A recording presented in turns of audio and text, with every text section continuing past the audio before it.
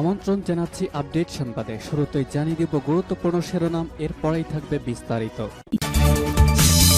Marseille রাফা শহরে স্থল অভিযান, হামাসকে ইসরায়েলের হুমকি। নিরাপত্তা পরিষদে প্রস্তাব তুললে ভেটো দেয়া হবে, মার্কিন হুমকি। ইউক্রেন নিয়ে কোনো সিদ্ধান্তে আসতে পারল না এমএসসি। এদিকে ইয়েমেনে আবারও মার্কিন হামলা। যুক্তরাষ্ট্রের 2 পুলিশ কর্মকর্তাকে গুলি করে হত্যা, আহত 1। বিশ্বের দীর্ঘতম অবিচারের অবসান ঘটাতে ফিলিস্তিনি রাষ্ট্র প্রতিষ্ঠা অপরিহার্য, বলছে চীন। এবং সর্বশেষ জানিয়ে দিব পাপুয়া নিউগিনিতে 60 জনকে গুলি করে হত্যা। মার্চেই রাফা শহরে স্থল অভিযান, হামাসকে ইসরায়েলের হুমকি। হামাস 10 মার্চের মধ্যে পণ্যবন্দীদের মুক্তি না দিলে গাজার দক্ষিণাঞ্চলের রাফা শহর স্থল অভিযান শুরু করা হবে বলে জানিয়েছে ইসরায়েল। গতকাল এমন হুঁশিয়ারি দিয়েছেন দেশটির যৌথকালীন মন্ত্রিসভার সদস্য বেনি গান্টজ। বিশ্বব্যাপী এবং হামাস নেতাদের অবশ্যই জেনে রাখা উচিত, যদি রমজানের আগে আমাদের পণ্যবন্দী নাগরিকরা বাড়িতে না ফেরে তাহলে রাফা অঞ্চলে সর্বত্র অভিযান চলবে। ইসরায়েল এমন একটি সময় অভিযানে হুঁশিয়ারি দিল যখন রাফাতে হামলার বিরুদ্ধে বিশ্বব্যাপী বিরোধিতা বাড়ছে। চলতি বছরের 10 মার্চ ইসলামের পবিত্র রমজান মাস শুরু হতে যাচ্ছে। গাজার সর্বদক্ষিণে অবস্থিত রাফা শহর ফিলিস্তিনের কাছে এখনই খুবই গুরুত্বপূর্ণ, কেননা যুদ্ধ শুরুর পর বেশিরভাগ উদ্বাস্ত ফিলিস্তিনি নাগরিক মিশরের সীমান্ত ঘেঁষা এই শহরের আশ্রয় নিয়েছেন। বর্তমানে সেখানে 15 লাখের বেশি বেসামরিক নাগরিক অবস্থান করছেন। জ্ঞানতজ আরও বলেছেন, ইসরায়েল একটি সমন্বিত পদ্ধতিতে অভিযানটি পরিচালনা করবে যাতে সেখানে বেসামরিক নাগরিকদের হতাহতের সংখ্যা কমানো যায়। বেসামরিক নাগরিকদের সরিয়ে নেওয়ার সুবিধার্থে আমরা আমাদের আমেরিকান এবং মিশরীয় অংশীদারদের সাথে আলোচনা করব। কয়েকদিন আগে রাফা শহরে বিমান হামলা চালিয়েছিল ইসরায়েল। হামলার পর জাতিসংঘের জনস্বাস্থ্য সংস্থা জানিয়েছিল যে সেখানকার একটি গুরুত্বপূর্ণ হাসপাতালে সেবা কার্যক্রম বন্ধ হয়ে গিয়েছে। নিরাপত্তা পরিষদে প্রস্তাব তুললে ভেটো দেয়া হবে, মার্কিন হুমকি। উত্তর আফ্রিকার দেশ আলজেরিয়া ফিলিস্তিনের অবরুদ্ধ গাজা উপত্যকায় শীঘ্রই যুদ্ধবিরতির আহ্বান জানিয়ে জাতিসংঘ নিরাপত্তা পরিষদে একটি খসড়া প্রস্তাব উত্থাপন করেছে। তবে এই প্রস্তাব নিরাপত্তা পরিষদে চূড়ান্তভাবে উত্থাপন করা হলে তাতে ভেটো দেওয়ার হুমকি দিয়েছে আমেরিকা। বিভিন্ন কূটনৈতিক সূত্র থেকে জানা গেছে, নিরাপত্তা পরিষদের 15 সদস্য মঙ্গলবার এই প্রস্তাবের ওপর ভোটাভুটি করতে পারে। প্রস্তাবটি 2 সপ্তাহ আগে আলজেরিয়া তৈরি করেছে। জোর করে গাজা উপত্যকা থেকে ফিলিস্তিনিদের বের করে দেওয়ার বিষয়ে ইহুদিবাদী ইসরায়েলের চক্রান্তমূলক পরিকল্পনায় এই প্রস্তাব প্রত্যাখ্যান করা হয়েছে এবং সব পক্ষকে আন্তর্জাতিক আইন মেনে চলার আহ্বান জানানো হয়েছে। পাশাপাশি গাজা উপত্যকায় দ্রুত ও নিরাপদে মানবিক ত্রাণ বিতরণের পরিবেশ তৈরির অনুরোধ জানিয়েছে আলজেরিয়া। গত 26 জানুয়ারি আন্তর্জাতিক বিচার আদালত গাজা ইহুদিবাদী ইসরায়েলের আগ্রাসন সম্পর্কে যে আদেশ দিয়েছিল তা পরিপূর্ণভাবে বাস্তবায়নের আহ্বান জানানো হয়েছে আলজেরিয়ার এই প্রস্তাবে।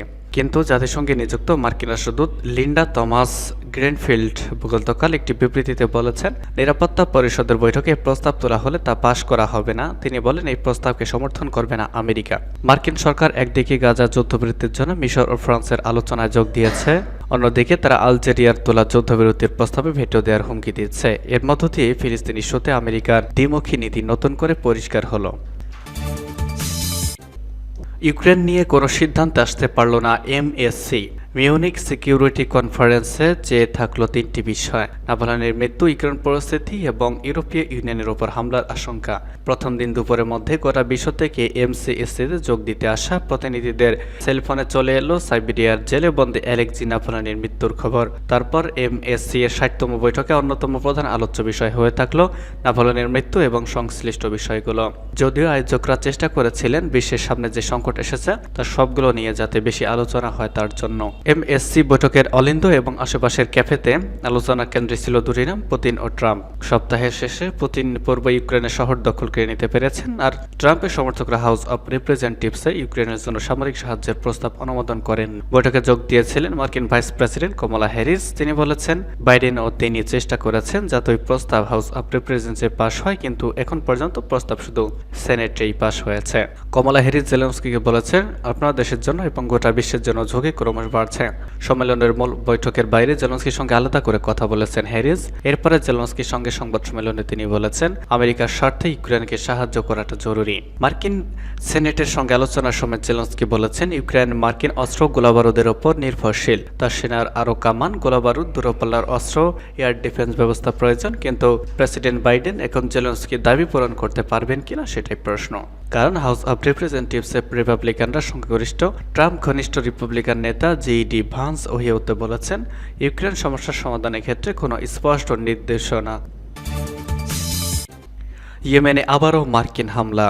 ইয়েমেনে সশস্ত্র গোষ্ঠী হুতি বিদ্রোহীদের নিয়ন্ত্রিত 5 এলাকায় হামলা চালিয়েছে যুক্তরাষ্ট্র। গতকাল মার্কিন সামরিক বাহিনী সেন্ট্রাল কমান্ডের বরাতেই তথ্য জানিয়েছে আল জাজিরা। গতকাল এক এক্স বার্তায় সেন্টকম জানায়, হুতিদের 3টি মোবাইল অ্যান্টিশিপ ক্রুজ মিসাইল, একটি মানুষ্যবিহীন সারফেস ভেসেল ও আন্ডার ওয়াটার ভেসেলে হামলা চালিয়েছেন মার্কিন সেনারা। গত 23 অক্টোবর লোহিত সাগরে হুতিদের আক্রমণ শুরু হওয়ার পর এবারই প্রথমবারের মতো তাদের আন্ডার ওয়াটার ভেসেল মোতায়েনের বিষয়টি নজরে এসেছে। তবে বিষয়ে এখনো কোনো মন্তব্য করেনি ইরানপন্থী হুতি বিদ্রোহীরা। গত অক্টোবরে গাজা যুদ্ধ শুরু হয়। এই যুদ্ধে এরই মধ্যে প্রায় 29,000 ফিলিস্তিনি নিহত হয়েছেন। হুতিরা বলছে, গাজার ফিলিস্তিনিদের প্রতি সংহতি এবং ইসরায়েলি হামলার প্রতিবাদে তারা লোহিত সাগর ও ইডেন উপসাগরে ইসরায়েল সংশ্লিষ্ট জাহাজে হামলা করে আসছে। পরে এই তালিকায় যুক্তরাষ্ট্র ও যুক্তরাজ্যের নাম যুক্ত করেছে তারা।